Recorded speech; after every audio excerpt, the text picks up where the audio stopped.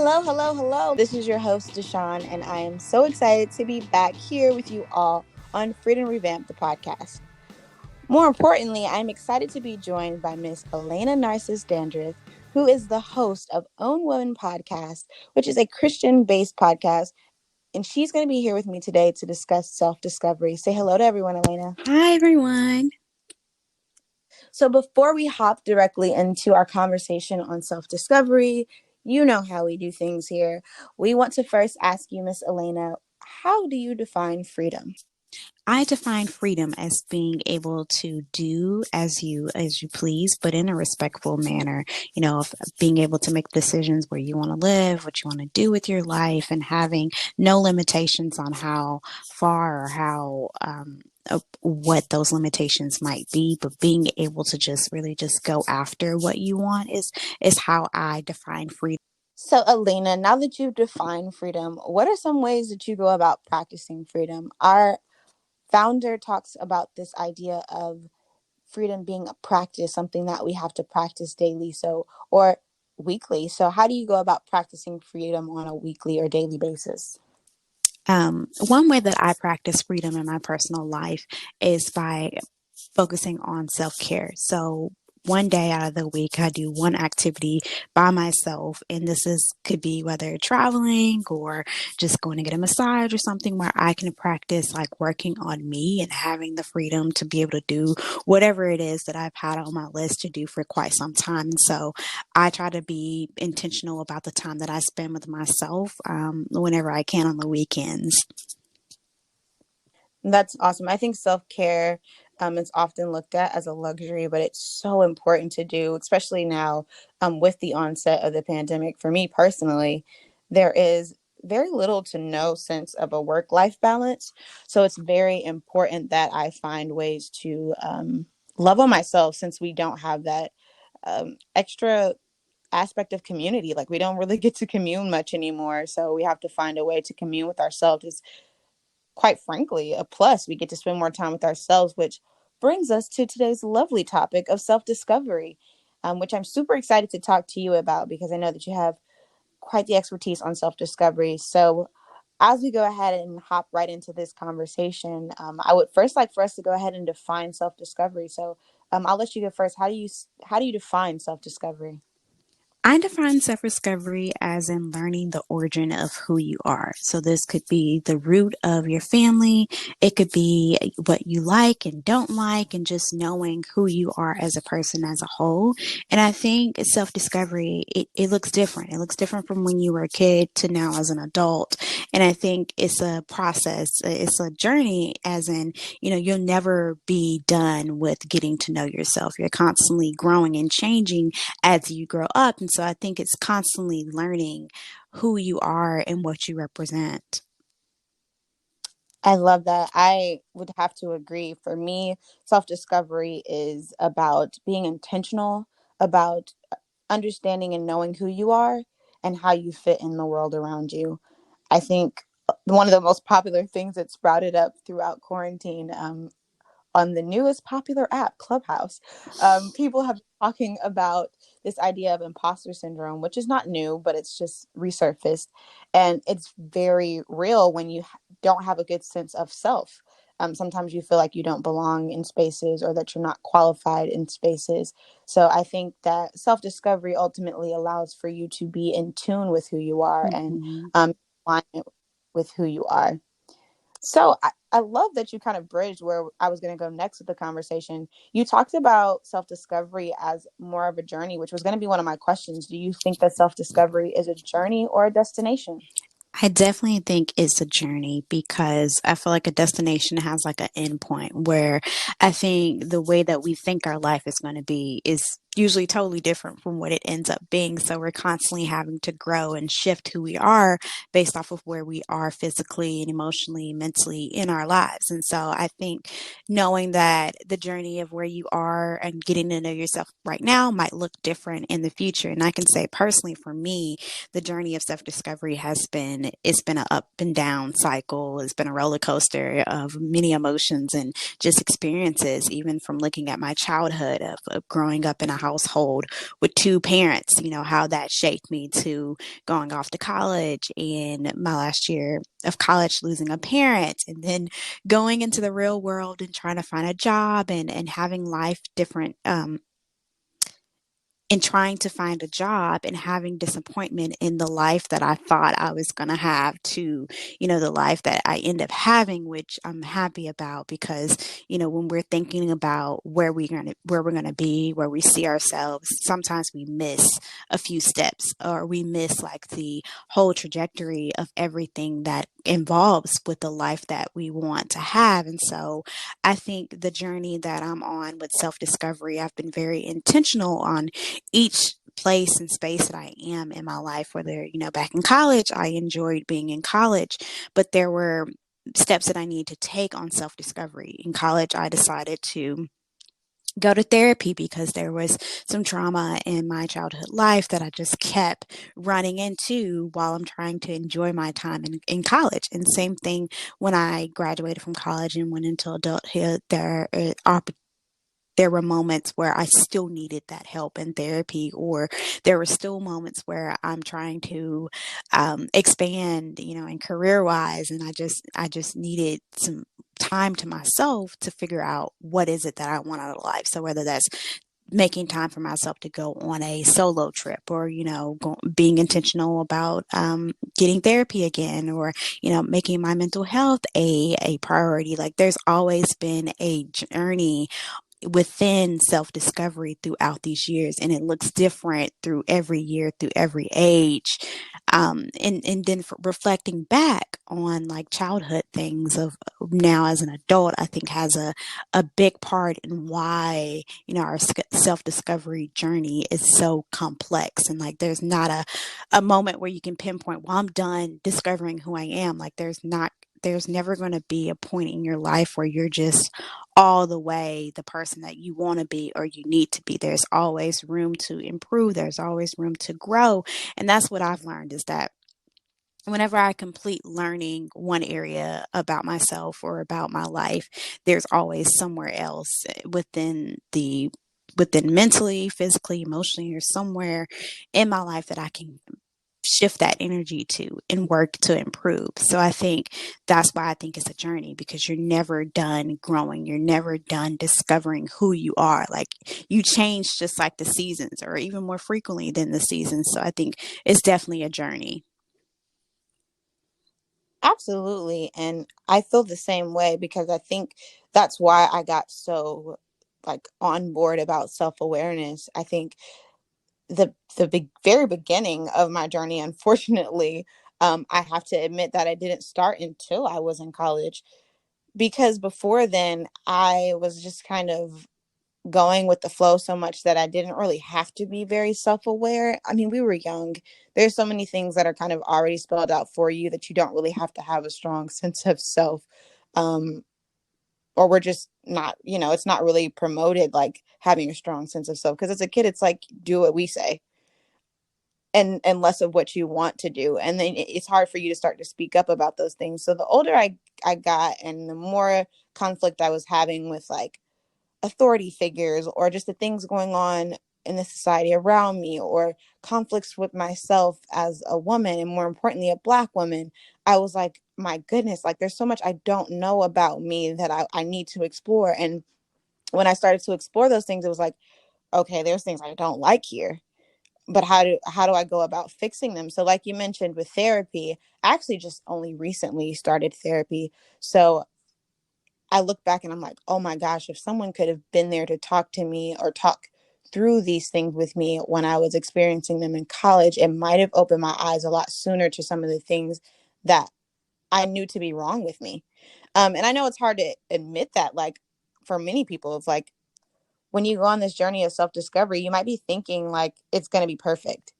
You're going to go through it and you're going to find out all these great things about yourself, but there's a dark side to it where you find out things that you don't like about yourself or things that can improve, and you have to be willing enough to make those adjustments. So for me, I think it definitely is a journey. You talked about it being something like we can change as frequently as seasons or even more frequently, and that is so true. one instance can change you for the rest of your life, or just for that, like it can change you for a season, whatever the case may be. So it's very important to function in self-awareness on this journey of self-discovery, because you want to be intentional about knowing who you are, because then you know how you feel in certain situations, and you know how to address those feelings, and you know how to allow others to treat you, which is so important to the way in which we move throughout this world. So I definitely am on this journey, and it's not an easy one, like I mentioned, but it's one that I'm so happy that I am intentional about being on. So as we move forward, I want to talk. I talked briefly about some of the ways in which I was able to discover myself, but what are ways in which you think one can discover themselves? Like, what are some steps towards self discovery? You talked about therapy, which I think is definitely one, I would say, but what are some other ways in which you think that one could like move toward discovering themselves? I think one way is journaling and writing down who, far as characteristics of who they want to be and where they physically see themselves being, whether that's career wise, personal life, what goals that they have. And I think that helps you kind of discover where you are right now. And then looking at that paper and seeing where you want to go and being realistic about how do I get to this journey, or how do I get to being this version of myself that I want to be. And I also think another aspect that can be taken a part of self-discovery is doing a self-evaluation on who you are. You know, I constantly throughout my day reflect on actions that I might have taken the day before or a week before, and kind of evaluate like, well, maybe I should have did this better, or I should have did this, kind of just giving yourself critiques on your personality traits, how you are emotionally, and evaluating those things, because I think you can learn a lot by just stepping back and taking time to look at who you are.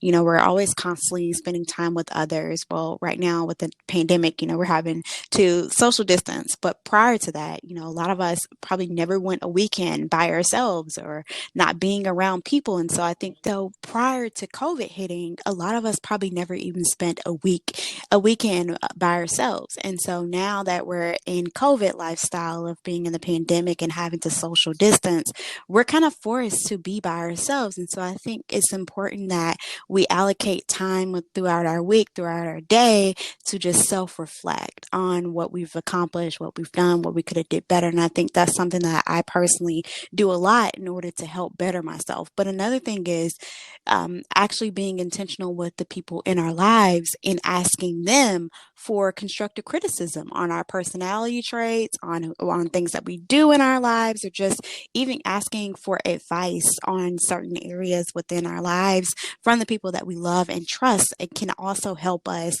on the journey of self-discovery, because I feel like that's been an area of receiving constructive criticism has always been an area that's been sensitive for me. I like getting it, but then again, there's also the reality of receiving constructive criticism sometimes can be very mind blowing. It can be very challenging to hear some of the constructive things that people have to say, but you have to know that the people that you have in your circle in your life are going to tell you what's right and tell you things that are definitely going to help improve you as an individual. And so I think having people who can check you when you need to be checked, and having people that can help you get to where you want to be, back to that list I was talking about, creating that list, having people to mentor you and help you be the person, the woman or man you want to be is important. But I also think another a third thing on self discovery is trying new things. You know,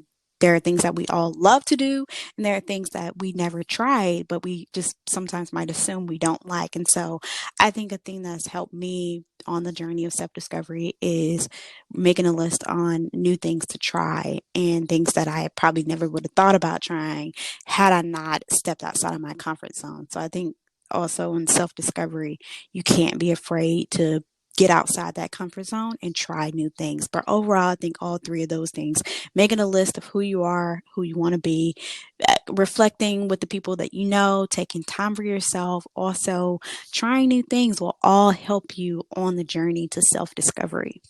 I love that. I think for me, if I was going to throw some things in there, the biggest thing that you said there was self evaluation.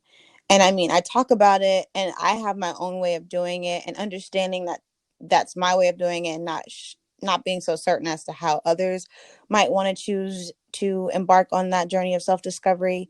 But you talked about criticism. And I think just to kind of put things in a full circle for me, I'm an actress, so much of my career, um, I am allowing myself to be criticized. And it was like a lot harder when I was coming into who I was as a woman than it was when I was younger. So in my youth, like when I would perform when I was a kid, all the way up until I had gotten to college, to be honest, a lot of the critique and stuff I would get, I would kind of just take it to the cheek, take the direction and keep it moving. But when I started to like discover who I was and come into who I was as a woman, it was a little bit more difficult and I had to understand what was going on. But at that time, when I was in college and I was getting these critiques from professors and things like that in my acting classes, I was super insecure. So the things that they were saying affected me a little bit differently than they did before in a moment where like in moments in my life where I was secure or I didn't care as much what people had to say about me and I needed to know what was going on. And that was at the beginning of my journey of self-discovery. I noticed, my gosh, DeShon, you care a lot about what other people think about you and not enough about what you think about you. So I had to sit down and, okay, DeShon, who are you right now? What do you like? What do you not like? And one of the main things I wasn't happy with was my insecurities. And I needed to tap into where they were coming from and why I was so easily affected by what people would say about me, whether it be negative or positive, why I was fueled by people's approval. And that tapped into a lot of my childhood traumas. So then I was like, okay, now I'm very much aware as to why this is affecting me now in my adulthood because it's a piece of who I was or what I was dealing with when I was a kid that I just never, I just kind of like let it, heal and kept moving, but it never really fully healed. So I think for me, when I sit down and do self evaluation, it really is writing how I perceive myself versus how others perceive me. So one of the common things that people do now with the use of social media is they might get on there and say like, say something good about me or like one thing you like about me on your page or whatever the case may be. And sometimes that can be really helpful to just see how people perceive you.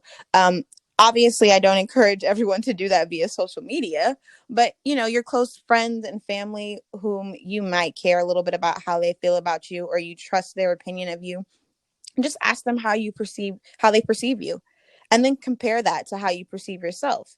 And more importantly, like making sure that you have a positive perception of self, because that's a big part of the self discovery, is understanding like there are things that you might not like about you, but why don't I like these things? Are they things I need to change? Are they things that I'm just nitpicking about?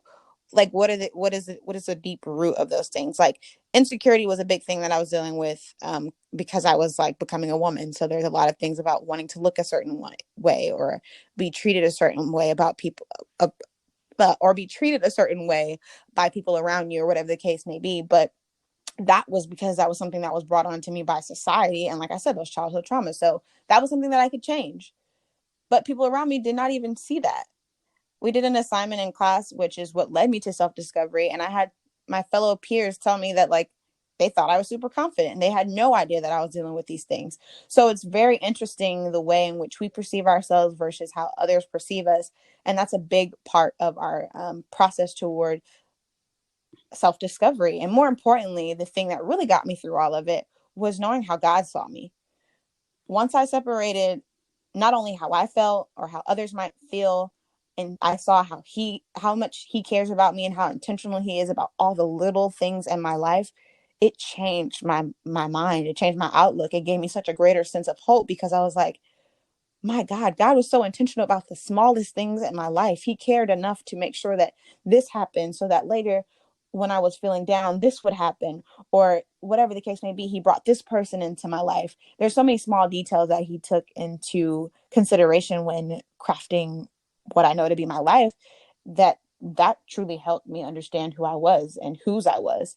And that was a big part of my self discovery journey. So I'm so grateful that I was able to tap into that. I love that because I feel, especially that last part you said about God, because the older I've gotten, the more that I've gained a better relationship with God. Because in our childhood, growing up in church and all that, you're having the influence of your parents be so strong in that relationship that you have with God. And now that as an adult, I'm the one who's seeking and having the desire on my own to have a relationship with God. And so that really has shaped me as a woman that I am today by having that relationship with God, because there are insecurities that I have. Like, I have a lot of self doubt where I was too dependent on my circle and family and friends who I trust and confide in to help me make different decisions in life. Like, I literally used to have like no willpower of being able to make just even some basic decisions without having to consult with people, because I had so much self doubt, and knowing that God had given me discernment of being able to make the right decisions for myself, even when those were some that might not seem very rational to others.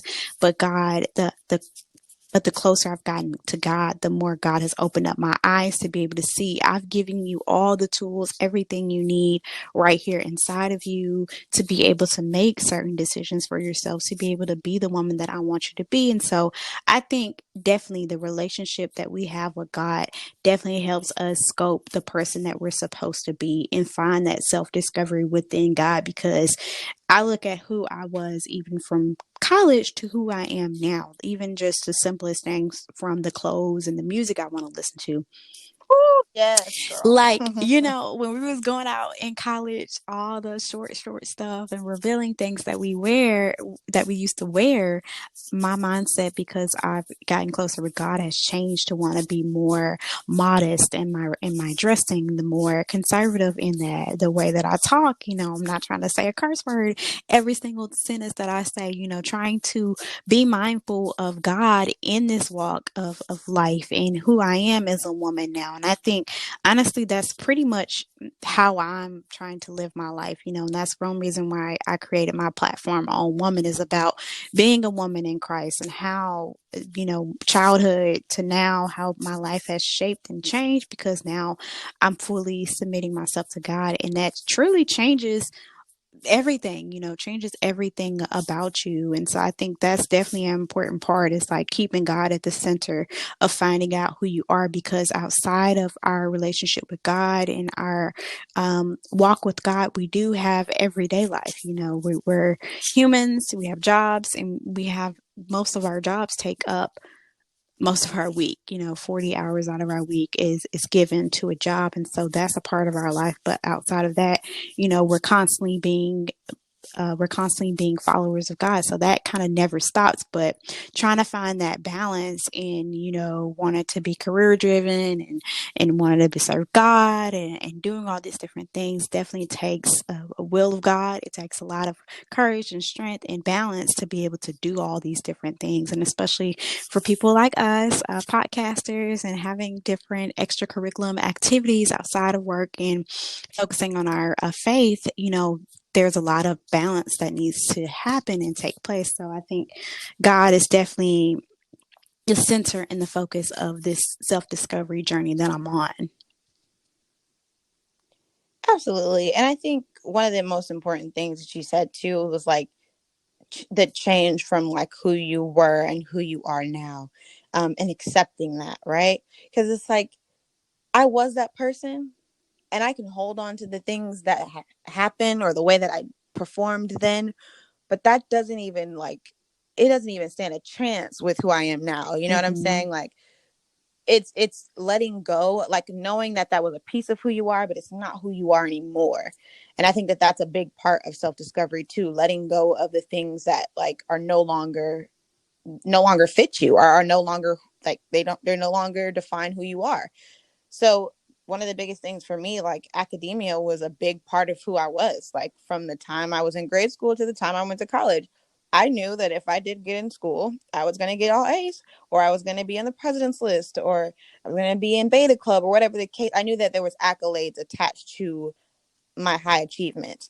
And then when I graduated and didn't have that anymore, it was like, so now what do I do in life? Life doesn't give me an A. So it was a little bit different. And I've talked about this on previous episodes, but that was a really big shift for me. And it shifted a lot of other things about who I was. Like you talked about how we used to dress. Like I look back and laugh at like the amount of times I would go buy a brand new outfit to go out with my friends on a weekly basis because I wanted to look like something, because I wanted to be seen. If I'm being honest, you Mm-hmm. know, I wanted people to see me looking good, but I don't care as much anymore. I'm a lot more modest because I just don't want to be seen. And you know, that's to each his own. Some people are very confident within themselves and choose to dress that way, but that just was not the reason why I was doing it. And I know that, like, when I go back and reflect. So I think, like we talked about, in, you know, segueing to our next question, God was the focal point to changing everything. And by no means did I like change overnight. By no means am I perfect today. I'm still struggling with finding a balance between, you know, work and life and my relationship with God, because as intentional as I want to be about it, I'm also struggling with, like you said, these 40-hour weeks at work. I'm tired. I come home and I just want to go to bed because I know I have to get up the next day to go back to work. But I want to make sure that I'm committing to the person who's waking me up every morning, who's giving me the breath, and who's giving me the energy to get to and from that job. So I think that as I continue my journey for self-discovery, that I will grow even closer to him, and understanding the ways in which we communicate and things like that as well. So we're close to wrapping up, but we have a couple more questions. So one of the questions that I'm really excited to answer is, what would you say you have, well, would you say you have a good sense of self? Why or why not?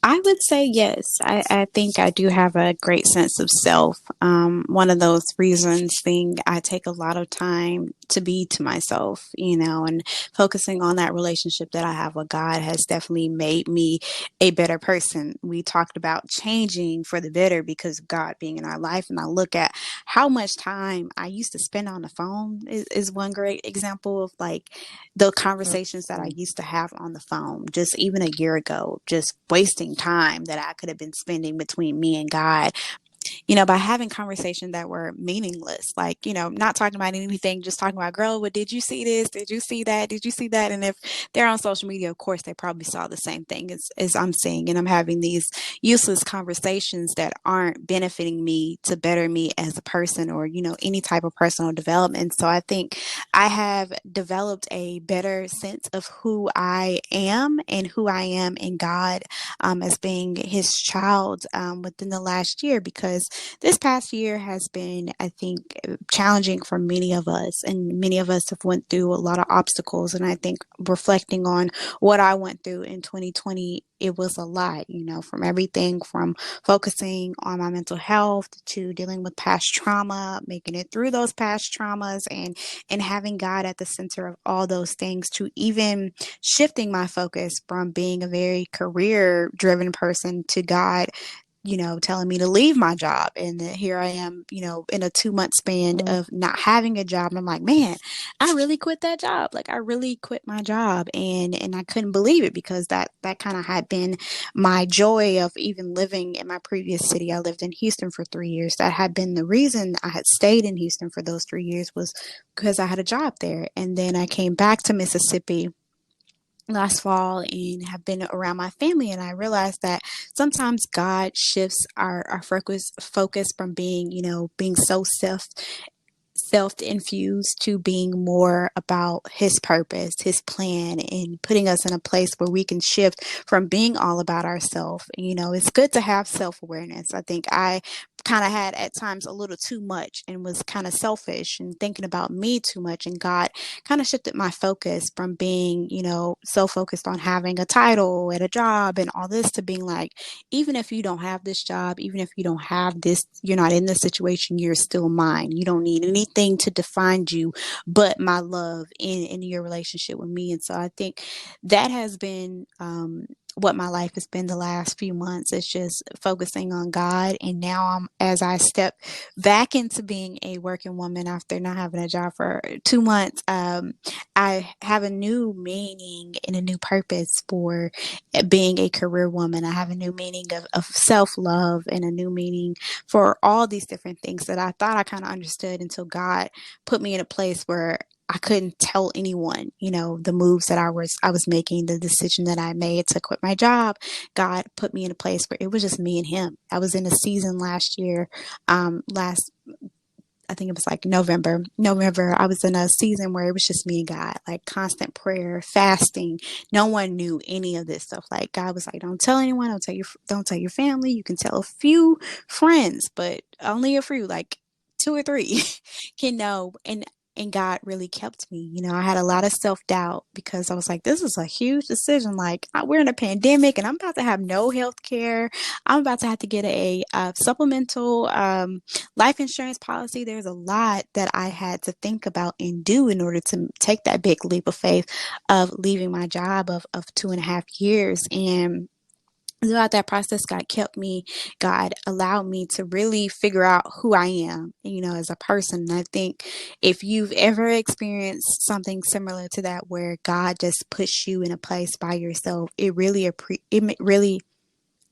allows you to appreciate just being here and just being alive, whether you're employed, whether you're, living at home with your parents again, no matter what the situation is. It gave me a new meaning to just living and loving who I am and loving every bit of me, all my imperfections. And I thank God for this experience that I've had over the last year, which is everything. That's awesome to have that experience. I think one of the main things that I am really excited about is learning ways in which I communicate with God. So, like you said, having Him put you in a place where you had to be by yourself made you get more in tune and alignment with not only who you were, but with Him as well. And I think that God communicates to me in such interesting ways that now that I look back, I'm like, I thought I needed to hear this from someone else, but you're telling me.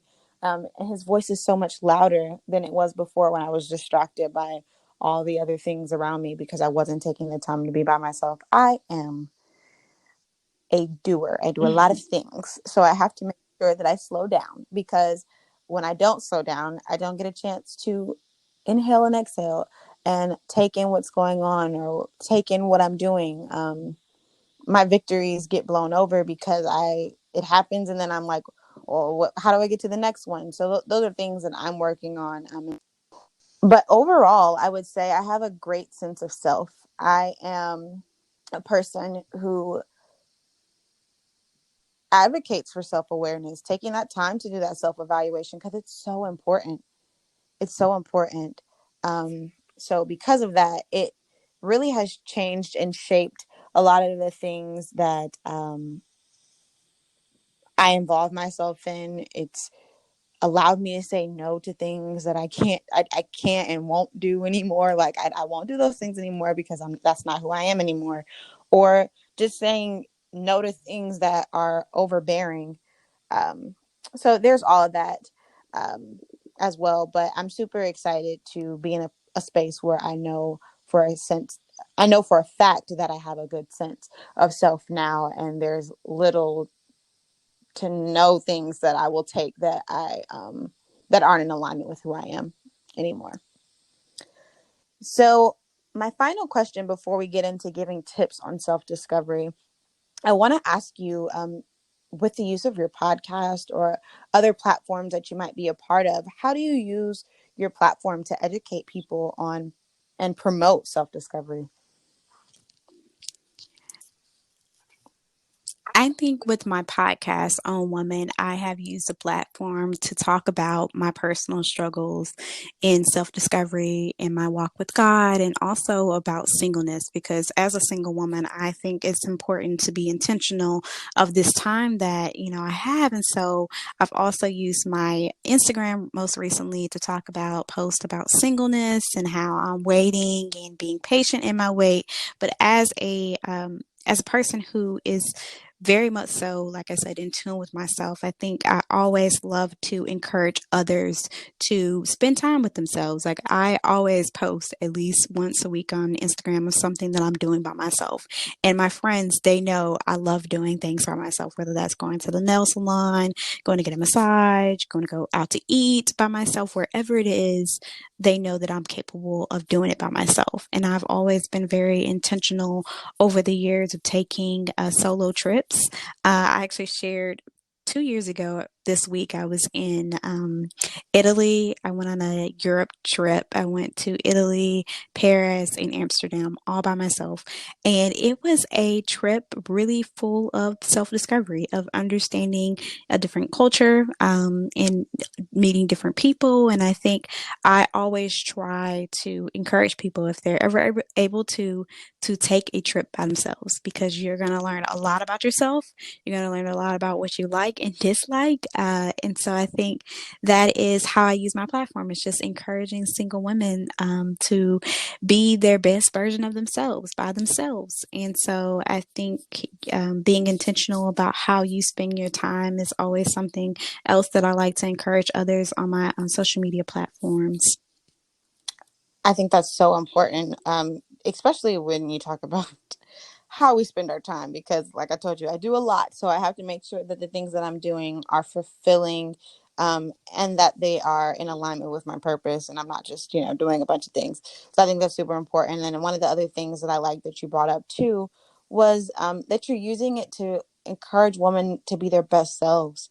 Because we're talking about self discovery. And that is one of the biggest battles I think that women are experiencing is understanding who they are, um, specifically in a world that defines you. Like this is, you have to look at society, and it tells us that we're supposed to be homemakers, and that we're supposed to be submissive, and that we really don't have much of a say in who we are. So almost like an active, it's almost like a political act for us to take on this opportunity to understand who we are and to stand firm in that. So that's something to think about as well. I think for me, um, on my social media, I definitely do a lot of what I call like moments of transparency and allowing for people to see into the things that I am dealing with so that they might say me too, or that they might be encouraged that they're not the only ones going through what they're going through, because that is the complete opposite of what we see 9 times out of 10 on social media. We're getting like what people call the highlight reel, and that's not always the great things that are going on. There's also times that are tough, and it um to me has been helpful for people to be transparent with me and to share with me their things and the things that they have gone through, um, as almost a form of encouragement. Like one of my favorite verses in the Bible is like, "Take heart, my child, for I've overcome the world." And when I look at that verse, more importantly, I think like the little things that I complain about, Jesus dealt with those things. Okay. He didn't, I complain about traffic. My man was walking. You know what I'm saying? Like there's a lot of things that I complained about and he has come and overcome. So I think it's a lot. I think it's a lot of just being honest with who I am when I'm utilizing my platform, specifically even here on the podcast. I remember when Courtney reached out to me and asked me to be the host, I was like, me, a host of a podcast? Girl, don't nobody want to hear me talk. Like, no, nobody wants to hear me talk. But the more that I dived into what this process would look like, and I started doing episodes, and I started listening to myself open up, or hearing others open up, and the genuine connections that I've developed with guests, I was like, oh my gosh, like I needed this more than I thought I did. I needed to try this. I needed to experience this because I have been inspired by so many of you, of the guests who have joined us. Like so many of you all come on here and you're so vulnerable and you share with us what you're dealing with or what you have dealt with in a way that is genuine and open, and it allows us to grow, us here on the recording, and then those who get to listen later. So I think that's the way in which I've been using my platform to educate on self discovery, because I think the biggest thing is the more that we talk about it, or like make it cool. I think people talk, what's the phrase that people use? Oh, normalize self-discovery. Yes. So I feel like the more that we normalize self-discovery, the more inclined people will be to actually evaluating who they are and getting more in tune with who they are. And I think that that's very important.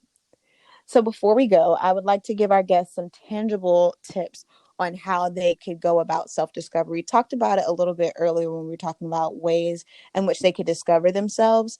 But what are some tips for someone who might be skeptical on the process of self-discovery? I think one tip is, like I said, make a list of things that you want to learn, explore, and even what you want to be. And write down also those reservations, those things that are stopping you. Like, is it the resources of having money or time? And try to figure out how you can do that. Also, if you see someone else who's being the person or doing the things that you would like to do on your journey to self discovery, don't be afraid to reach out. Like, having a mentor or someone that you can confide in on this journey to self discovery, I found has been helpful because I know that I'm not on this road by myself. God has placed many people in my life to help me on this journey. And so you can't be afraid to ask for help when you need it or ask for constructive criticism. On this process of self discovery. And so I think that's my biggest tip is just try new things and really just hone into who you are and who you want to be or who God wants you to be and figure out ways to do that. Understood. I think for me, if I'm going to leave you guys with a tip, I'm going to bounce back to one of my original ones as well.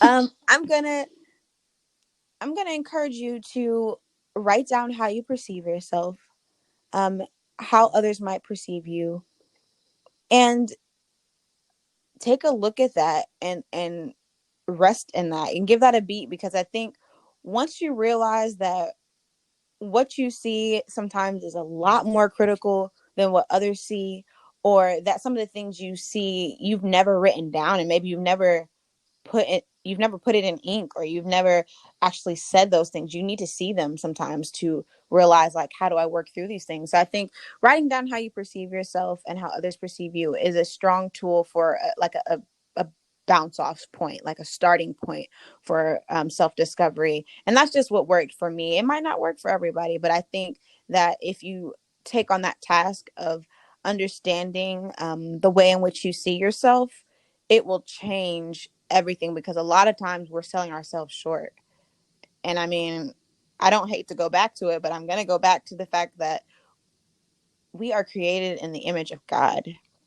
And if we realize that and if we live in that, there is so much power to that alone that gives you hope in circumstances that you might not have ever had hope in before. It gives you a sense of power to know that I'm not, what do people say? I'm not one of those. I'm different.